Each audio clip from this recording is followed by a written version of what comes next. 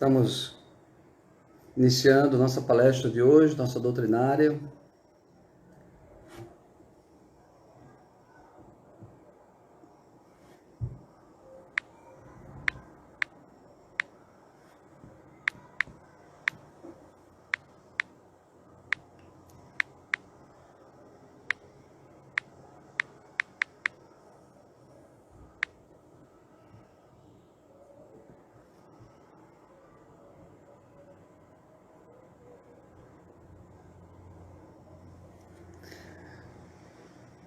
Todos chegando aí.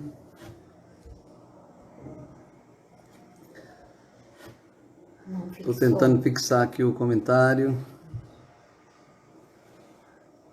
Só um instantinho aí a todos. Pronto, agora foi. Muito boa noite a todos. Todo mundo chegando aí, Daniela, Elisângela, Dilene, Ivana, Sônia. A todos uma boa noite. E nós vamos ter hoje mais uma noite aí de aprendizado de todos nós. Vocês sabiam que a gente aprende mais do que vocês quando a gente está aqui conversando na palestra? A compreensão de cada tema exige que a gente aprenda, que a gente faça uma reflexão, que a gente faça um esforço redobrado, além de entender o tema, mas também trazer para a vida da gente, né? Vamos esperar aí, chegar mais gente. Dora está chegando também aí. Muita gente já chegou aí. Thelma, Yasmin, Mônica. Vamos nos preparar aí para fazer a nossa prece inicial. Lembrando que o tema de hoje é a vida nunca cessa. A vida nunca cessa. Isso é uma coisa importante na nossa vida. Vamos diminuir a luminosidade dos nossos ambientes, na medida do possível, é claro, para que a gente possa fazer a nossa prece inicial. Beth chegando aí também. Felipe está chegando aí também. Sejam todos bem-vindos. Marcos chegando. Vamos fazer a nossa prece inicial.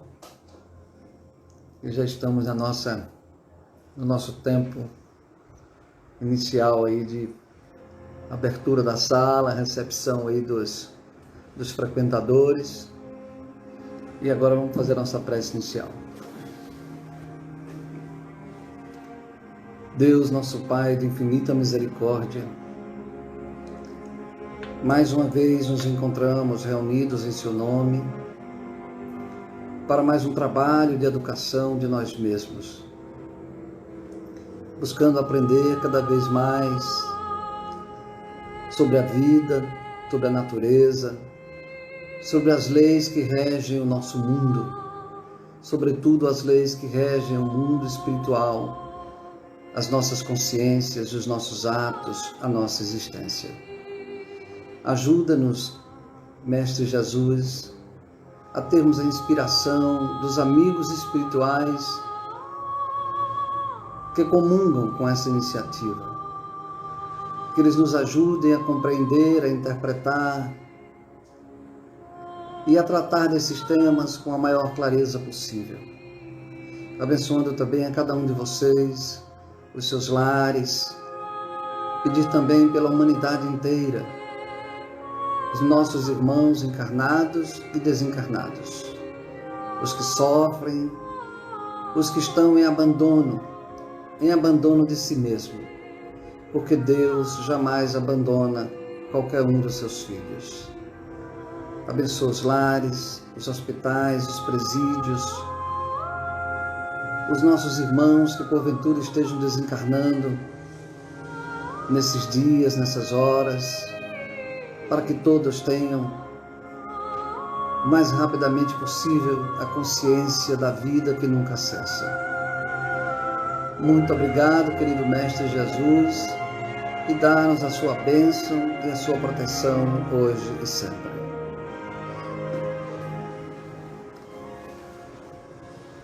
Então, gente, vamos lá. Hoje nosso tema é a vida nunca cessa. É muito difícil para todos nós, né, conviver com a ideia de morte. A ideia de que acaba tudo. A ideia de que a vida acaba, que o nosso ente querido, aquela pessoa que a gente mais ama, de repente desaparece. Né? Sem que nem para quê, às vezes de uma maneira assim, muito abrupta, muito súbita, aquele ente querido vai embora, desaparece. A ideia de morte, ela é perversa. Dói muito em todos nós a ideia de morte. A doutrina espírita, assim como o evangelho, é um consolo, é um esclarecimento em relação a esse assunto. A vida, ela é a essência do universo. Tudo no universo tem vida. Desde o átomo tem vida. Embora a gente diga que ele é inorgânico, e é inorgânico, mas fica parecendo que ele é uma coisa estática, que não serve para nada, que está ali parada. Não. Tudo no universo, a matéria, as estrelas, a luz, a eletricidade, tudo no universo tem vida. Obviamente que a vida do inorgânico é a dinâmica da matéria.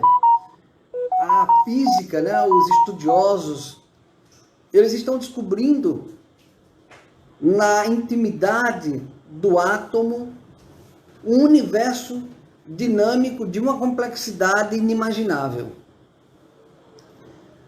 A física, né, das partículas, a física quântica, nós não somos físicos, nem estudamos essa área, mas a gente lê, e a gente, naqueles artigos que são para leigos, eles falam o tempo todo, os cientistas, de que cada vez mais eles se surpreendem com a dinâmica da vida da subpartícula, daquela coisa que está lá no invisível do átomo. Ali tem uma espécie de lei, de vida, de dinâmica, que sustenta o universo inteiro. Quando eles olham para as galáxias, para os buracos negros, para a imensidão cósmica, ali existe um sentido de ser. Há uma dinâmica dando sentido a essa matéria toda. Há um físico chamado David Bohm, que é um físico aí do século passado, mas é contemporâneo. Ele dizia que a realidade ela tem uma ordem implícita, ou superimplícita, como ele dizia também.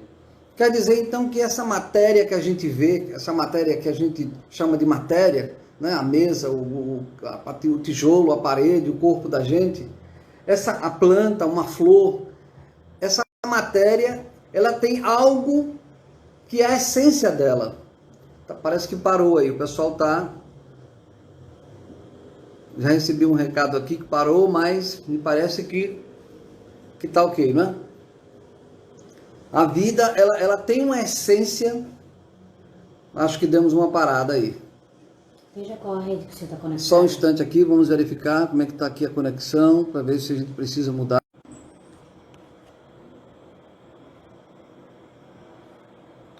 Vamos ver se voltou aí agora. Ok? Acho que voltou, né? Manda um legal aí, se tiver tudo ok. Então a gente estava dizendo que o David Bohm dizia que tem a vida, a matéria tem uma ordem implícita. Quer dizer então que o tijolo, a rosa, uma árvore, a parede, o vidro, o nosso corpo, tem algo nele que não é só a matéria. Tem uma dinâmica que é intrínseca à matéria. A matéria que se expressa, essa que a gente vê, é o lado superficial da realidade.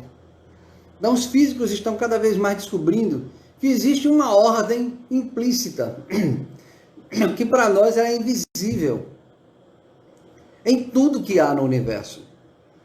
Então, há uma vida que pulsa no universo inteiro. E a vida se especializa. No caso, o espírito, o ser humano, até onde nós conhecemos, é o ponto mais alto da especialização da vida. O ser humano, ele se expressa através de um veículo material. E aí a gente dá uma paradinha para entender o seguinte: a ciência, até agora, embora ela perceba que existe uma essência, mas ela não deixou de ser materialista. A ciência, ela diz que somos matéria. Diz que quando acaba a vida, né, quando a gente morre, entre aspas, acaba tudo. Porque tudo é neurônio, tudo é célula é feita de átomo, e o átomo desagregou, morreu. A ciência ainda é assim. Mas ela vai descobrindo aos poucos que há um universo, um horizonte infinito que ela ainda não conhece sobre esse assunto. A doutrina espírita, ela vem nos advertir, nos consolar, nos esclarecer de que essa vida, essa outra realidade, né, a doutrina espírita antecipa esse assunto. Um dia, quando a ciência tratar disso, nós, através da doutrina espírita, já temos aí mais de 150 anos que já compreendemos esse assunto. Só para vocês terem uma ideia de como a ciência ela está ensaiando a percepção dessa realidade, nós vamos hoje fazer um exercício aqui na nossa live. Eu peço aí paciência com vocês. Tem um neurocirurgião, um neurocientista americano chamado Ben Alexander. Ele é um PhD em neurociência, nessa parte de cérebro. E ele teve uma meningite que o deixou num estado de quase morte. Não havia mais jeito dele retornar. Ele, como neurocientista, é um homem materialista, um homem que não acreditava em nada além do cérebro, e se o cérebro morresse, acabou a vida. Essa era a crença do Dr. Alexander. Nós vamos passar aqui, improvisadamente, um vídeo de 4 minutos e pouco. Peço paciência a vocês, porque faz parte dessa ideia de que a ciência se aproxima cada vez mais dessa essência subjacente ao corpo físico. Nós vamos colocar aqui agora um vídeo aqui no computador, porque a gente não conseguiu colocar diretamente aqui no... A gente não conseguiu colocar diretamente no Instagram, mas aí na próxima vez a gente vai estudar melhor esse assunto. Eu vou inverter aqui a câmera agora e vai focar ali na câmera do computador.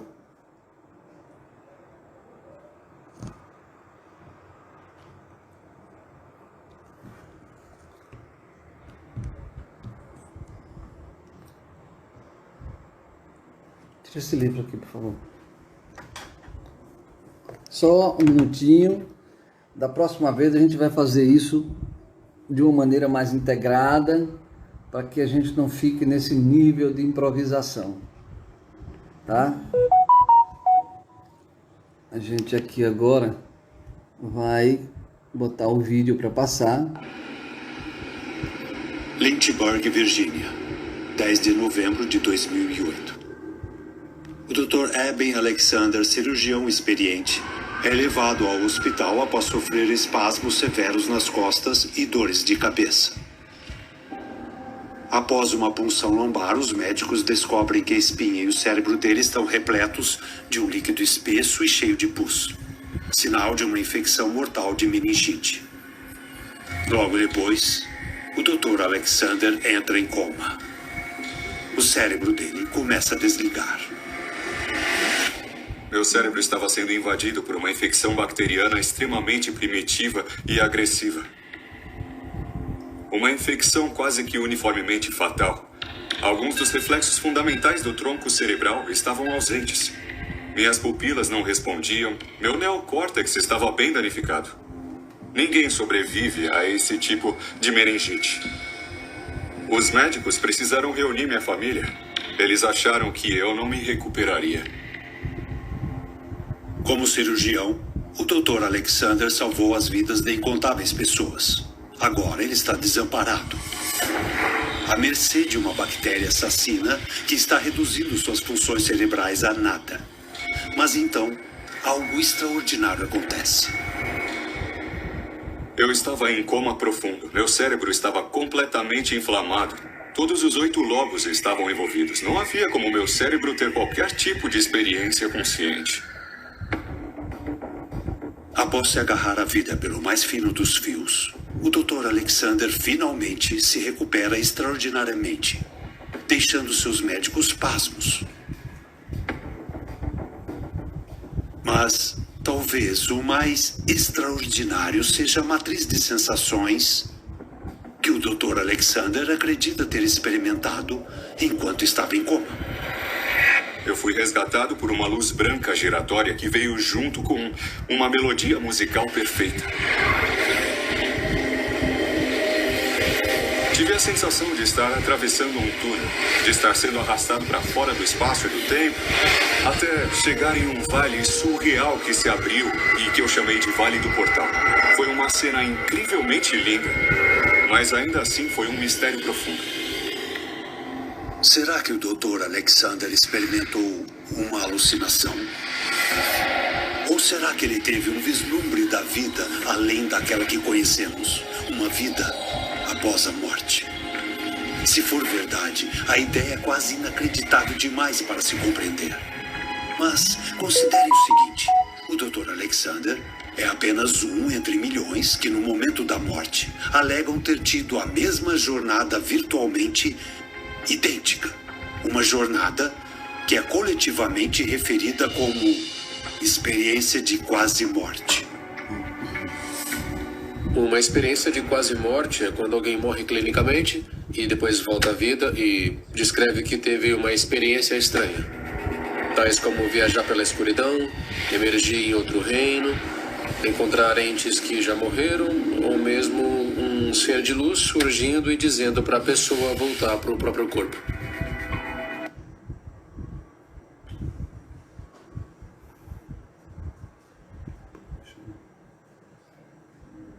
Raymond Moody foi a figura pioneira no estudo científico das experiências de quase morte. Ele escreveu um livro chamado Vida Depois da Vida. Antes do Moody aparecer, havia descrições dessas experiências, mas ninguém chamava de experiência de quase morte. Nos Estados Unidos, cerca de 800 pessoas por dia relatam que tiveram experiências de quase morte. E se você pensar nisso num período de 1 ano e ao redor do mundo, são cerca de milhões de pessoas. O que me faz pensar que é um fenômeno real. As pessoas estão experimentando isso, não estão inventando. Antes do meu coma, eu compartilhava a ideia de que o mero mundo físico é tudo que existe. É só um modelo científico convencional. Mas quando abri meus olhos pela primeira vez na UTI, meu cérebro estava bem danificado. E eu só me lembrava de onde eu estive, daquela jornada espiritual extraordinária em coma profundo. É por isso que quem experimenta a quase morte volta para esse mundo e percebe que é um ser espiritual eterno e que o nosso corpo físico é só um recipiente que serve nossa alma na transição através dessa fase na jornada. A alma? A essência intangível de quem somos e que permanece depois que morremos? Se as experiências de quase morte relatadas por milhões realmente aconteceram como foram descritas, então seria isso a prova de que a alma existe de verdade? E de que...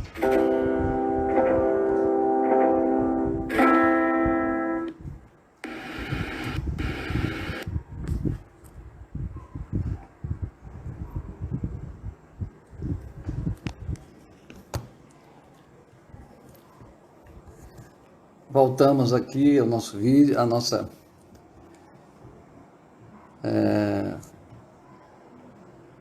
desculpem aí o improviso, é que a gente vai ter na próxima vez a gente vai estudar melhor para fazer isso integrado dentro do Instagram, para não precisar a gente ficar fazendo essa improvisação. Mas a ideia era exatamente mostrar que esse cirurgião, Dr. Alexander, um homem materialista de ciência, ele está sendo obrigado, quer dizer, os colegas dele, um cara que tem uma reputação enorme, né?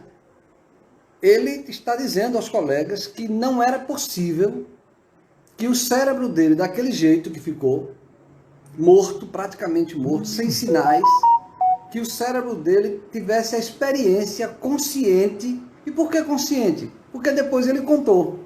Onde ele armazenou isso se o cérebro estava parado? Então ele mesmo fica surpreso. Como eu consigo me lembrar da experiência que tive se o meu cérebro estava parado? Então a gente percebe que a própria ciência, ela já está ensaiando, né? Falta pouco ou muito, depende do preconceito, depende de uma série de coisas que não são mais ciência. Aí entra em jogo valores, interesses, preconceito, enfim. Mas o fato é que a vida, ela existe e ela não se resume à expressão material. Em resumo, o corpo é passageiro. O corpo é passageiro. A doutrina espírita diz que nós, ao reencarnarmos, somos um espírito e nos ligamos à célula que fica dentro da barriga de nossa mãe, para ser muito simples. E esse espírito que se liga a essa célula vai desenvolver, através dos mecanismos biológicos, um instrumento, uma ferramenta de manifestação do espírito, que é o que? O nosso corpo físico. O nosso corpo físico é uma espécie de macacão, de roupa, sofisticada, importante, é uma bênção, que nós vestimos para viver. Mas nós existíamos antes dele, e um dia, quando essa vestimenta, quando essa ferramenta, esse corpo, essa máquina, entre aspas, que é a máquina mais perfeita talvez que exista no universo, quando ela quebrar, quando ela envelhecer, quando ela der um curto, ela não serve mais para o espírito utilizar. Então ele se desliga dessa máquina, desse corpo. A isso nós chamamos, há milhares de anos, de morte. A gente fala no morrer. É muito perverso, é muito grosseiro. Daqui mais algumas décadas ou séculos, não sei quanto tempo vai durar, nós vamos olhar para trás e vai dizer como a gente falava em morte. Como eu dizia que meu pai morreu, minha mãe está morta. Isso é muito pesado, é muito grosseiro. A doutrina espírita e a própria ciência vão nos levar para um novo patamar de compreensão da vida. A vida nunca cessa. O corpo é passageiro. E quando a gente deixa ele, a gente chama isso de morte. Mas a gente pergunta, por que a gente precisa da vida material?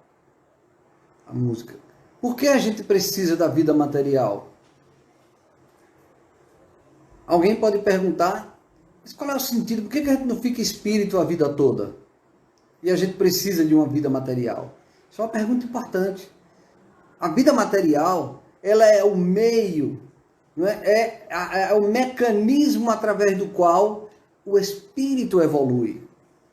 Sem a vida material, nós teríamos uma vida... Imagine eu, um ser humano, um ser espiritual, ignorante, primário, sem criatividade, e eu tivesse uma única vida nessa condição, uma vida como espírito, mas nessa condição primária. E eu ia ficar nessa condição de primário a vida inteira, monotonamente, sem ter uma experiência que pedagogicamente induzisse a minha evolução. Essa ferramenta é a reencarnação. Nós precisamos da vida material, porque é ela que nos propicia os diversos cenários, os diversos contextos onde a gente pode exercitar, desde quando a gente era um espírito primitivo, primário, selvagem, até hoje, quando nós temos consciência, temos inteligência, temos civilização, até quando a gente se torna um espírito puro. Obviamente que há um momento na nossa evolução que nós não precisamos ou não precisaremos mais da matéria para evoluir. A matéria é um pedaço da nossa evolução. A gente precisa dela por um período da nossa evolução. E nesse período a gente reencarna N vezes. E não existe um número único de encarnações. nós todos temos que reencarnar para sair desse período. Quando nós saímos desse período, significa dizer que nós aprendemos tudo o que a matéria podia nos ensinar. Tudo que a escola, a matéria, podia nos dar. Aí nós vamos agora fazer parte de uma outra escola. Nós vamos fazer parte da realidade espiritual plena. Vamos começar a entrar em outro nível de experiência que a gente não tem noção agora de como seja. O espírito como Jesus, por exemplo, é um espírito dessa fase. É um espírito que não precisa mais reencarnar. Ele não reencarnou na Terra. Ele encarnou por uma necessidade de missão dele.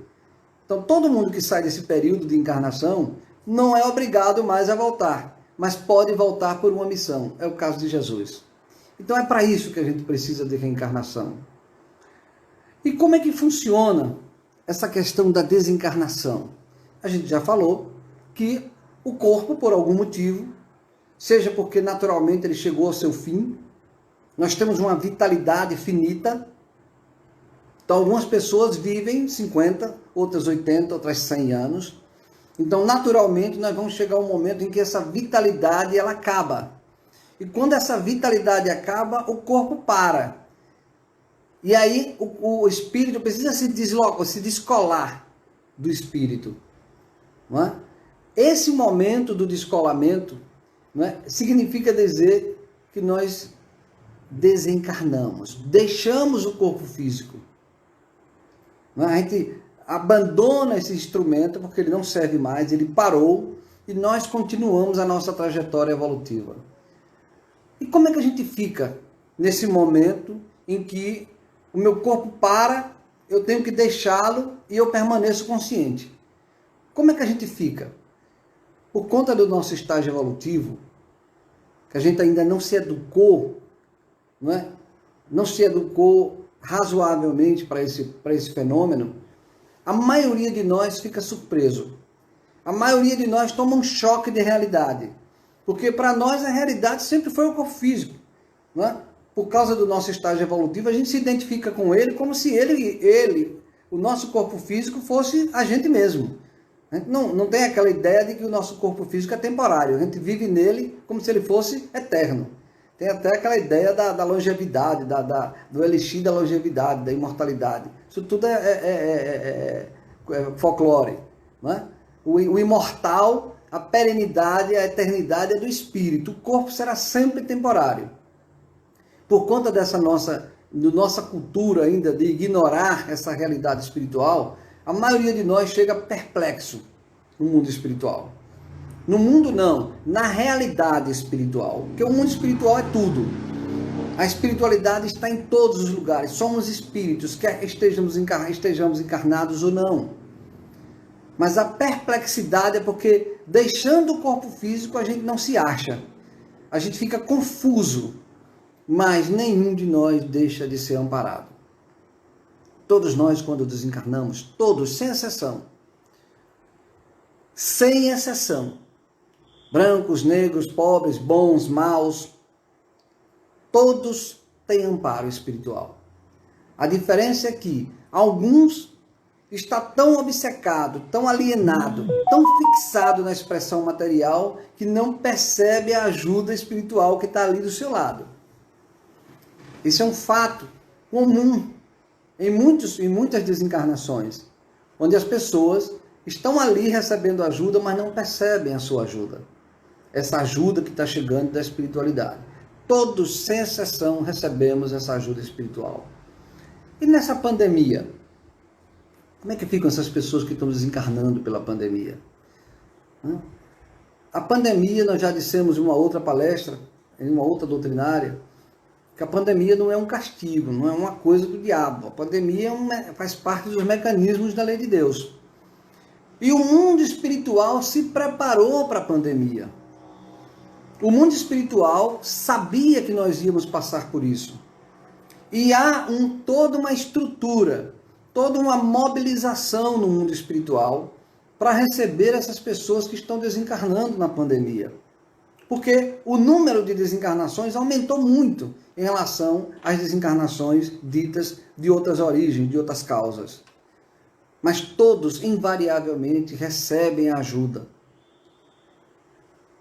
Mas nós podemos dizer assim, nós que ficamos, como é que a gente pode contribuir, o que é que a gente faz ou deixa de fazer quando um ente querido desencarna? Quando alguém, né, deixou o corpo físico, como é que os meus pensamentos e as minhas atitudes afetam essa pessoa? Porque ela continua existindo. E ela vai se tornar muito mais sensível ao meu pensamento do que antes, quando ela estava aqui encarnada comigo, do meu lado. Então, uma coisa importante que eu queria dizer aqui para vocês hoje. Os nossos pensamentos e as nossas atitudes afetam aqueles que deixaram o corpo físico.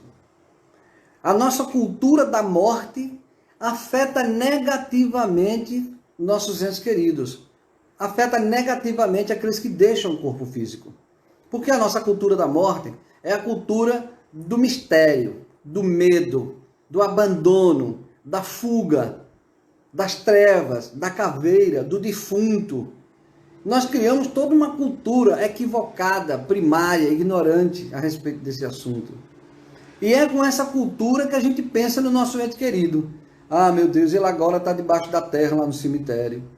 Ah, meu Deus, ele deve estar agora na escuridão. Ele morreu, ele não existe mais. Meu pai morreu, ele desapareceu. Minha mãe morreu, meu filho... Isso é duro, gente. Nós temos que superar esse estágio.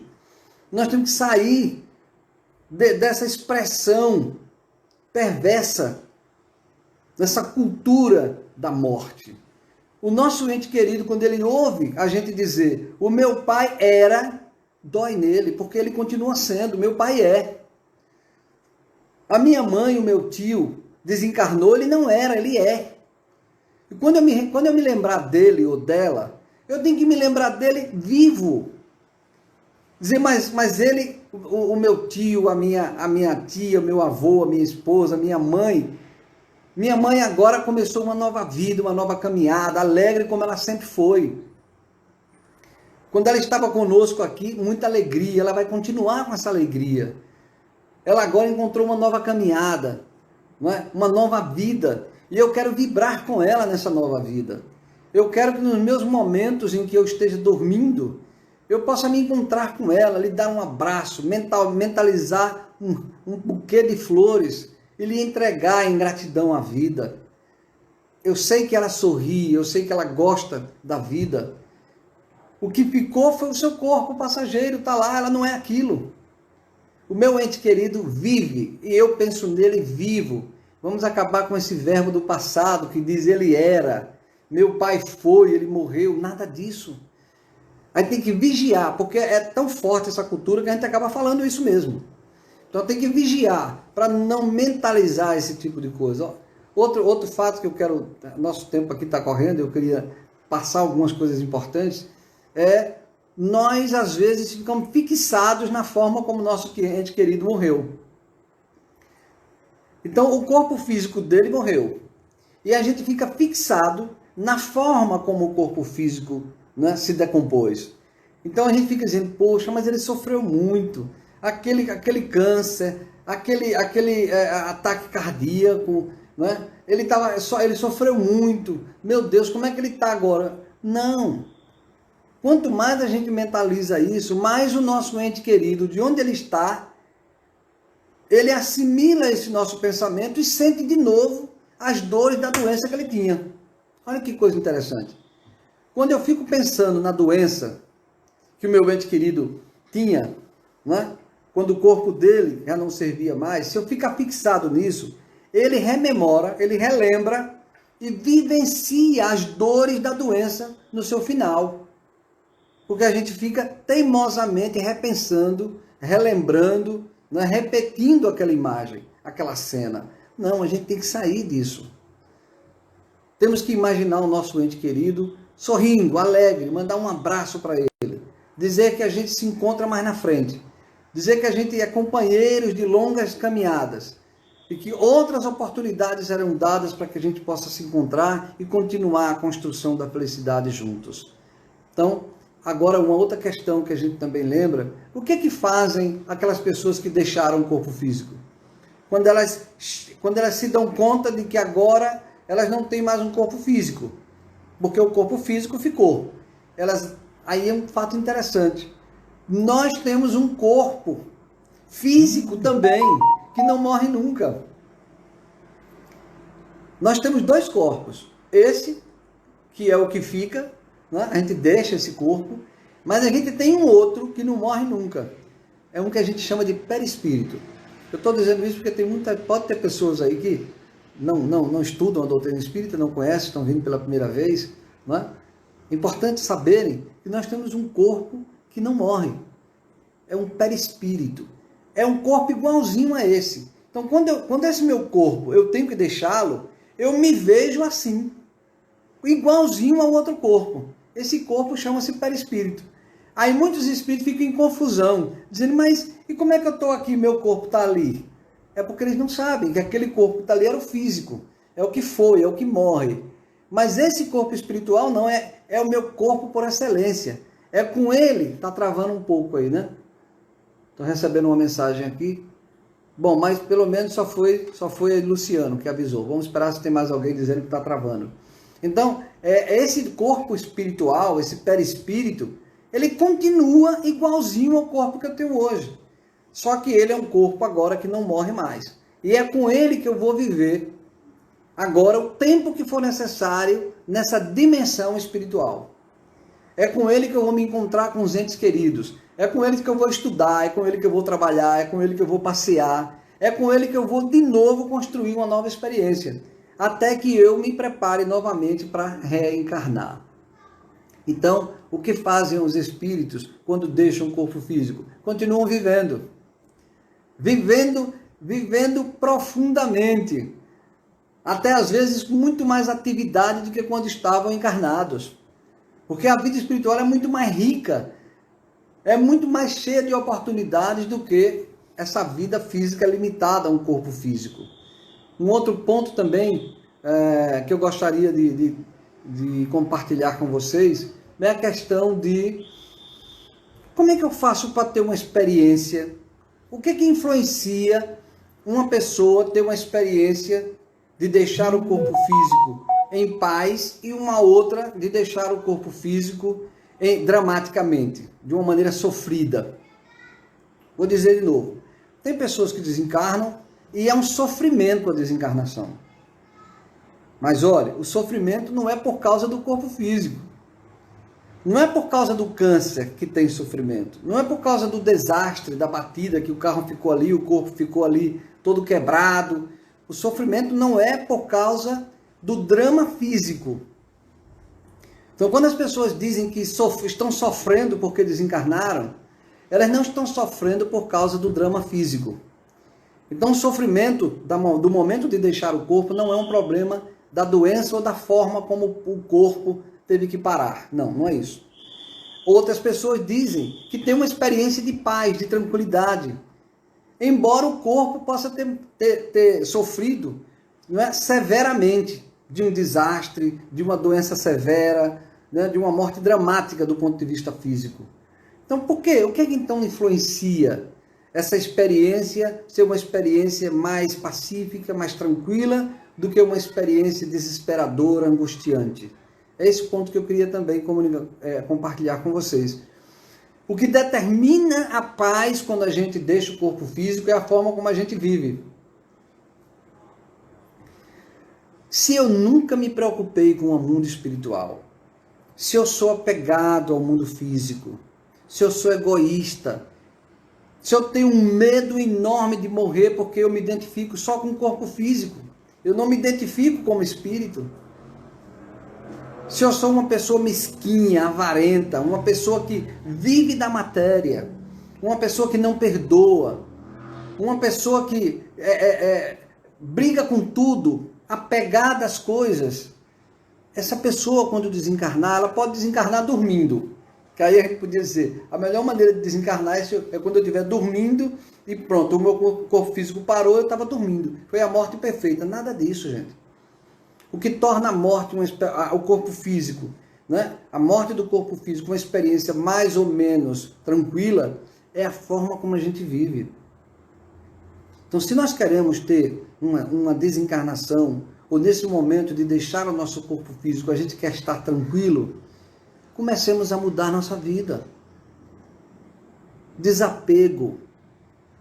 Eu não tenho que no dia que eu desencarnar eu ficar perguntando, e meu dinheiro como é que fica, minha aposentadoria como é que fica, meu carro que eu comprei e nem usei ainda, e a minha formatura, me formei ontem e agora como é que fica, eu me aposentei quando eu ia começar a descansar, morri. Esses pensamentos são os pensamentos que me fazem sofrer, porque são pensamentos de quem está apegado à matéria. Então, na hora que um de nós tiver que deixar o corpo físico, o pensamento da matéria vem, mas a gente tem que estar vigilante. A minha casa, peraí, você não tem casa, a casa não é sua, a casa é de Deus, siga em frente. Os meus filhos como é que ficam? Essa é uma pergunta dura. De novo, os filhos não são nossos, são de Deus.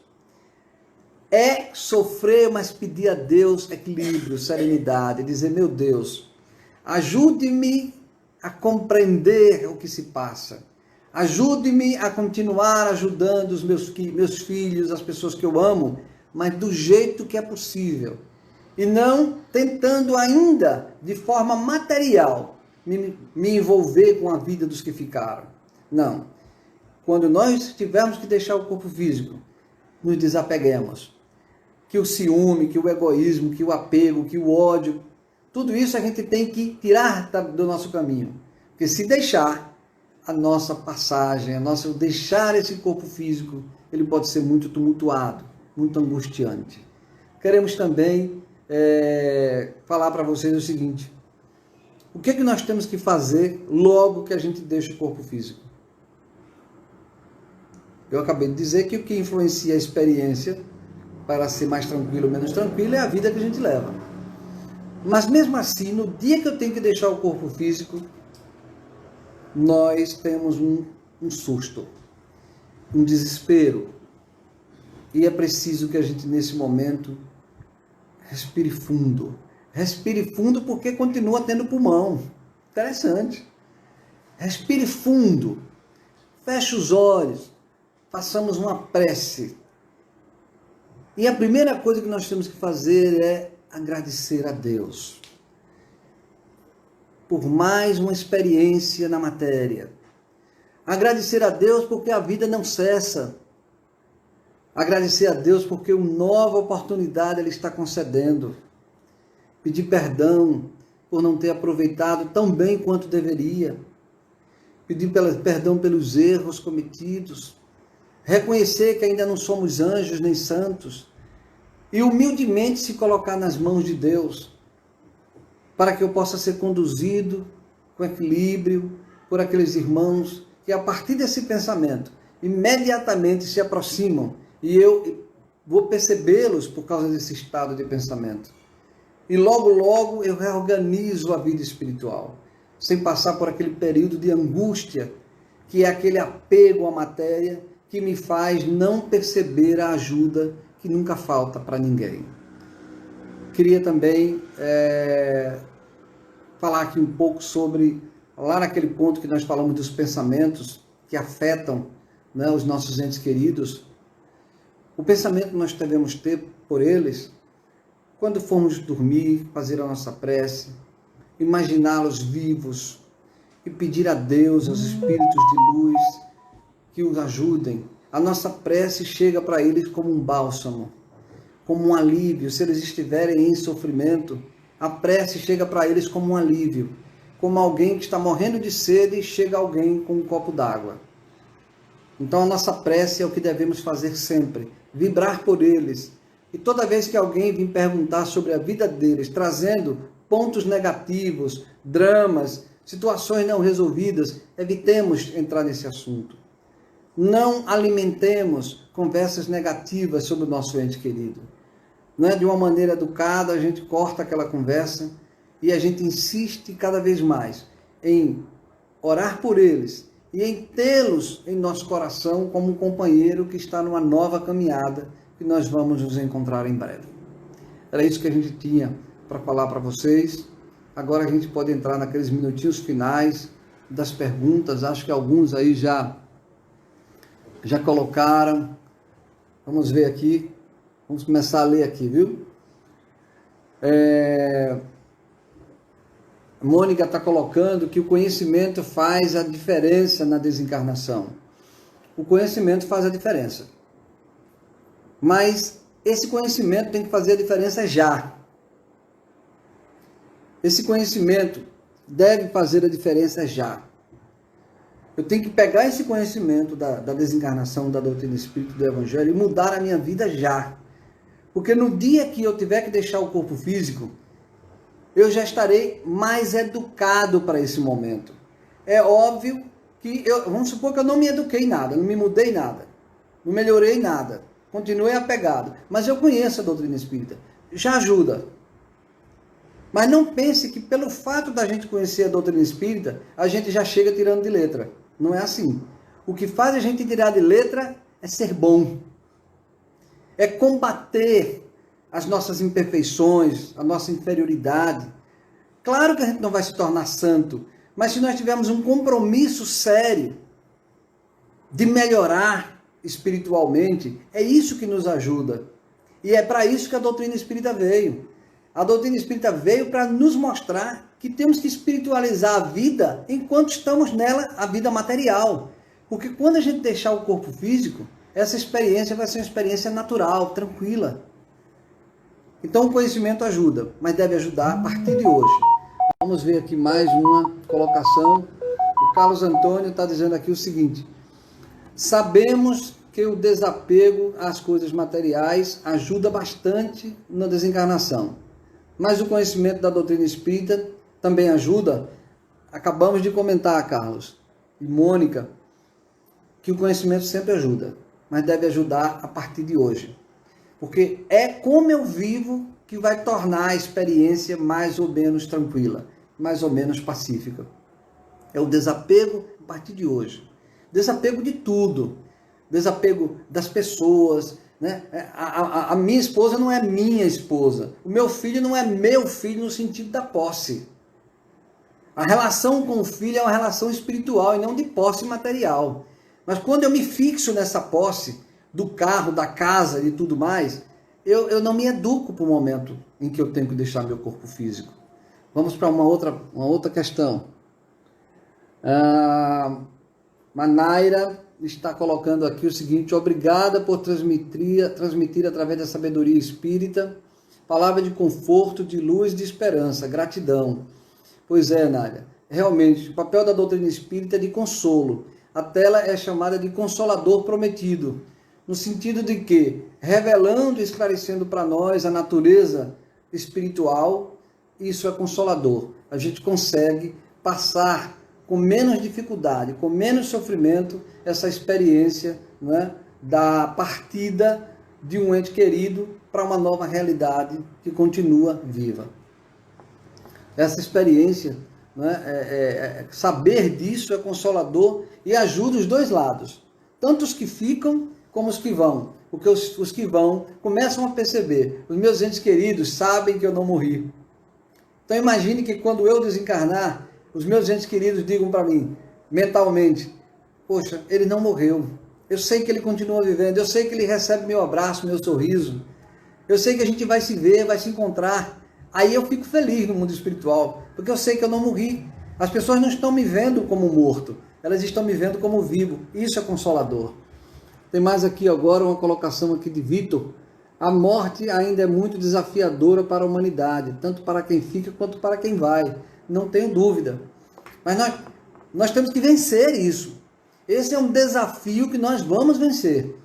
E está aí a doutrina espírita e o evangelho como poderíamos dizer, a ferramenta, o instrumento de que necessitamos para superar e vencer essa dificuldade que ainda temos nesse quesito. Temos aí uma outra colocação, vamos comentar aqui agora. A Tânia Maria Campos está dizendo o seguinte: ser uma pessoa melhor a cada dia. Exatamente, Tânia. Né? O conhecimento espírita e do evangelho é que nós temos que mudar a partir de hoje. Se eu mudar, imagine que eu conheci o Evangelho hoje ou a doutrina espírita hoje. Se amanhã eu já mudei alguma coisa, eu já melhorei a minha experiência quando eu tiver que deixar o corpo físico. E tem pessoas que quando conhecem a doutrina espírita, o Evangelho, em um mês de conhecimento da doutrina espírita, provocam uma mudança tão grande de comportamento, em um mês. Também tem gente que conhece há 30, 40 anos e mudou muito pouco. Então, o ponto é, assim que a gente conhece a doutrina e o Evangelho, mudemos imediatamente as nossas vidas. Não fiquemos esperando que algo aconteça para que a gente mude. Mudemos hoje. Vamos pegar mais um comentário. Aqui é Daniela. Daniela está dizendo o seguinte: a falta da presença física é muito difícil. Só o Evangelho e a doutrina espírita para nos confortar. Exatamente, Daniela. Mas nós temos que superar isso. Esse apego ao corpo físico é natural. Por exemplo, eu estava acostumado a viver com a minha esposa, com a minha mãe, tantos anos. E de repente eu não tenho mais fisicamente a minha mãe ali por perto. Aí é onde eu tenho que ter fé.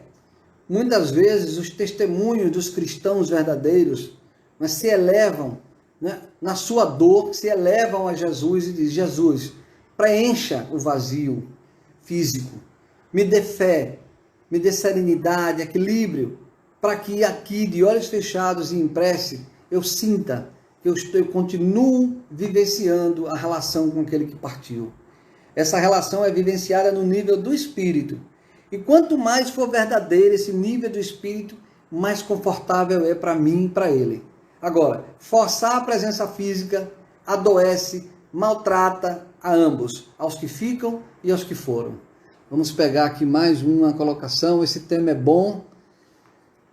Então, Isa está dizendo aqui: gratidão pela explicação tão importante, Isa. É isso, importante para todos nós.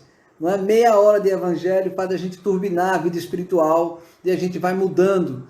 Mudemos, porque é isso que nos dá equilíbrio para essa jornada que se inicia para cada um de nós. Não é? Todos nós, invariavelmente, teremos que passar por essa experiência. E quanto mais educados estivermos para isso, melhor. Mônica está dizendo aqui: perceber os entes queridos que já foram é possível quando criamos um ambiente pautado no Evangelho de Jesus. Sem dúvida, na hora que eu estou me esforçando por crescer espiritualmente, o meu ente querido no mundo espiritual percebe isso. E ele diz assim: eu fico feliz de saber que a minha família, ela trabalha no Evangelho, ela se esforça para espiritualizar a sua experiência. Porque fica muito mais rápido e mais clara na hora que eu tiver que deixar meu corpo físico. Essa família que me aguarda no mundo espiritual vai me receber com muito mais naturalidade, por saber que eu dei continuidade ao trabalho de educação espiritual.